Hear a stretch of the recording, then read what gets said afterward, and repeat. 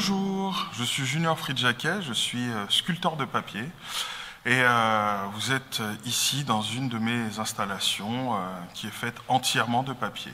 J'ai découvert l'origami, je devais avoir 7 ans, c'était ma maîtresse d'école qui nous avait appris ça à l'époque. J'ai développé énormément de techniques tout au long de ma carrière et là aujourd'hui, je vais essayer de vous en présenter quelques-unes.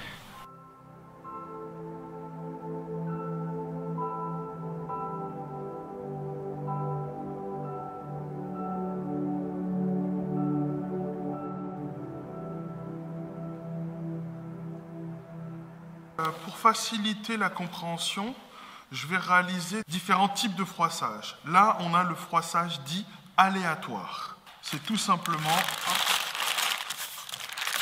on prend la feuille, une réserve de matière.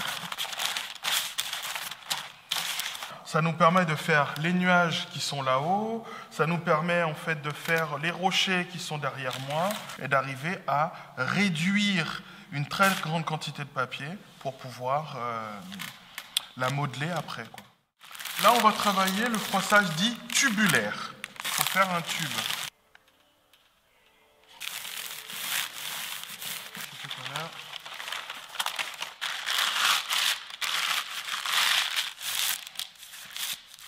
Ce tube, on va pouvoir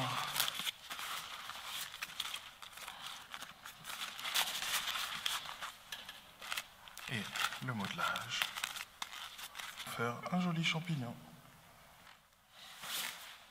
Le jardin en fait de l'entrée, les éruptifs, c'est du tubulaire et les méduses aussi, c'est du tubulaire. Voilà. Maintenant, on va faire le froissage rayonnant.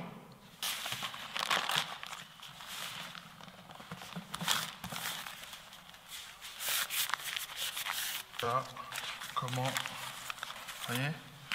Ça rayonne en fait. Et donc, on va l'intensifier. Non. Ça donne ça. Voilà. Et donc, avec ce genre de froissage, j'ai fait les fleurs, j'ai fait les sapins. Ça, c'est une technique qui est quand même très très puissante si on sait comment l'utiliser. Par exemple, on va faire une fleur simple. Donc déjà, on a ce travail-là.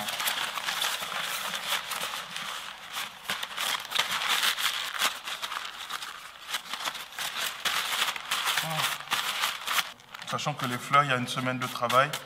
Plus on froisse, plus on affine les plis, plus c'est joli au final. Voilà. Ça, c'est le froissage rayonnant.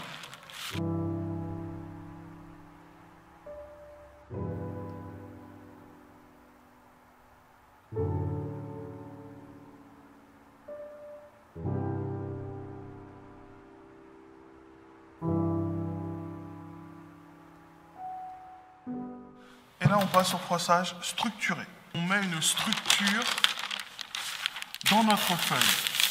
Si je prends ces deux épaisseurs et que je les plie en deux, hop, voilà. 2 fois une épaisseur est égale à 2 fois 1 égale 2. 2 fois 2 épaisseurs est égal à 4. C'est quoi une structure? C'est que les plis qu'on a créés nous permettent de pouvoir structurer le papier. Ça se tient. La cavité, là, elle ne bougera plus. Froissage structuré. Et là, vous retrouvez ça sur la totalité des tableaux.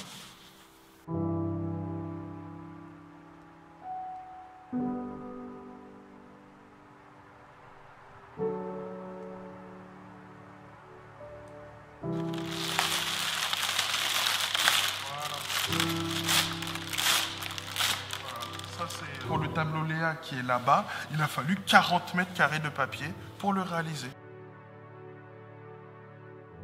Avec ces 4 techniques-là, on a cet univers-là.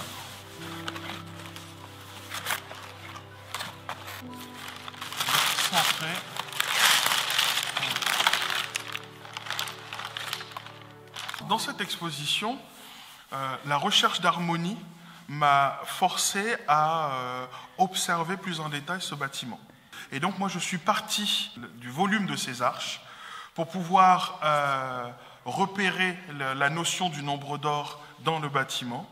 Et donc grâce à ça, j'ai pu reporter ces mesures-là sur les tableaux. Si on prend ce tableau et qu'on l'emmène sur le haut de cette porte-là, on voit bien en fait que c'est quasiment le même diamètre.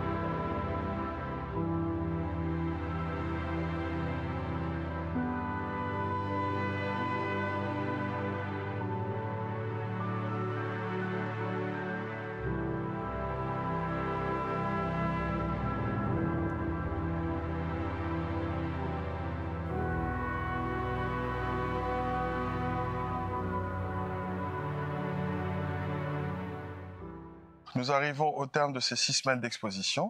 Plus de 25 000 visiteurs. De nombreux visiteurs sont venus me voir pour partager avec moi leurs émotions. Des waouh et des magnifiques. Du coup, je vous donne rendez-vous à la prochaine installation immersive. Et merci à tous les visiteurs qui ont pu voir ce Noël au Jardin d'Éden.